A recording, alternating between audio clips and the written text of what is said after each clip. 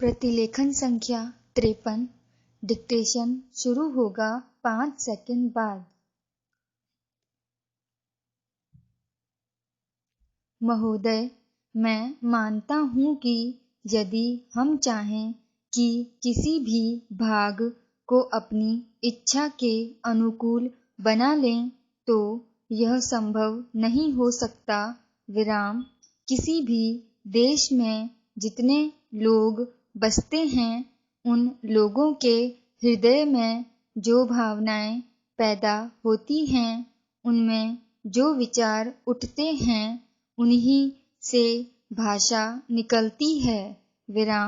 हिंदी कहिए या हिंदुस्तानी, दोनों ही हिंदुस्तान में पैदा हुई और आज भी चल रही है।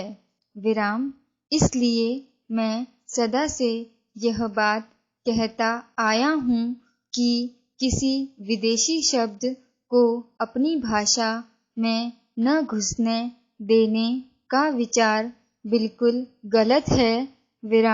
यदि कोई भी जीती जागती भाषा आगे बढ़ रही है, उन्नति कर रही है, तो उसमें बाहर के शब्द आए बिना रह नहीं सकते। यदि आप अंग्रेजी भाषा के किसी भी शब्दकोश को खोल कर देखें तो उसके अंत में 20-25 पृष्ठ परिशिष्ट के जोड़े जाते हैं। उन पृष्ठों में अंग्रेजी भाषा में जो नए नए शब्द आते हैं वे ही दिए जाते हैं। कुछ दिन हुए मुझे चैम्बर्स का एक पुराना शब्दकोश मिल गया। मैंने देखा कि आज का चैम्बर्स शब्दकोश पुराने शब्दकोश से दुगना मोटा था। पिछले 60 वर्षों में जितने नए शब्द लिए गए वे सब नए शब्दकोश में थे। विदेशी भाषा के जो शब्द प्रचलित हैं, यदि उन्हें निकाल देने का प्रयास किया गया तो भाषा का रूप ही दूसरा होगा। पैरा हिंदी वालों का यह प्रयास कि अरबी तथा अंग्रेजी भाषा के शब्द हिंदी में नहीं आने देने चाहिए, उतना ही हानिकारक है जितना उर्दू वालों का यह प्रयास कि उर्दू में केवल अरबी और उर्दू भाषा के ही शब्द रखे जाएं, संस्कृत के नहीं। उसके साथ साथ हमको यह भी मानना होगा कि हिंदुस्तान में जो बहुत सी भाषाएं हैं वे अलग अलग प्रदेशों की अलग अलग भाषाएं हैं।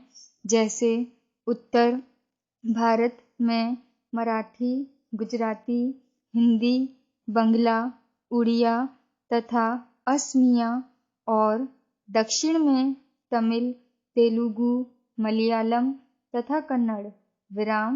इन सब भाषाओं में संस्कृत के शब्द बहुत हैं। हिंदी को छोड़कर और किसी भी भाषा में उर्दू के शब्द नहीं मिलेंगे। देश में हिंदी को इस योग्य बनाना है कि लोग उसे सरलता से सीख सकें। इसलिए उसमें संस्कृत के शब्द लेने ही पड़ेंगे, उससे बचा नहीं जा सकता। हमारे संविधान में हिंदी की व्याख्या इस प्रकार दी गई है कि हम उसी भाषा को हिंदी मानते हैं जिसके मूल में संस्कृत है। यह कोई नई बात नहीं है। इसे सभी लोग मानते और समझते हैं। आज लोग कुछ ऐसी हिंदी लिखने लगे हैं जिसमें संस्कृत के बड़े बड़े शब्द अधिक आते हैं, जो मेरे जैसे आदमी को, जिसने संस्कृत नहीं पढ़ी है, समझ में ही नहीं आते। विराम।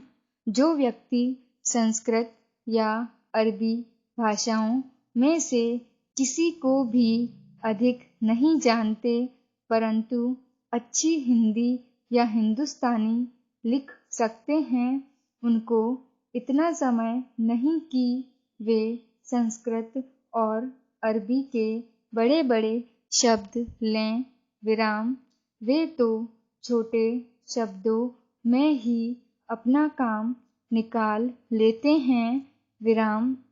बड़े शब्द लेने हों तो वह दूसरी चीज है। पूर्ण विराम।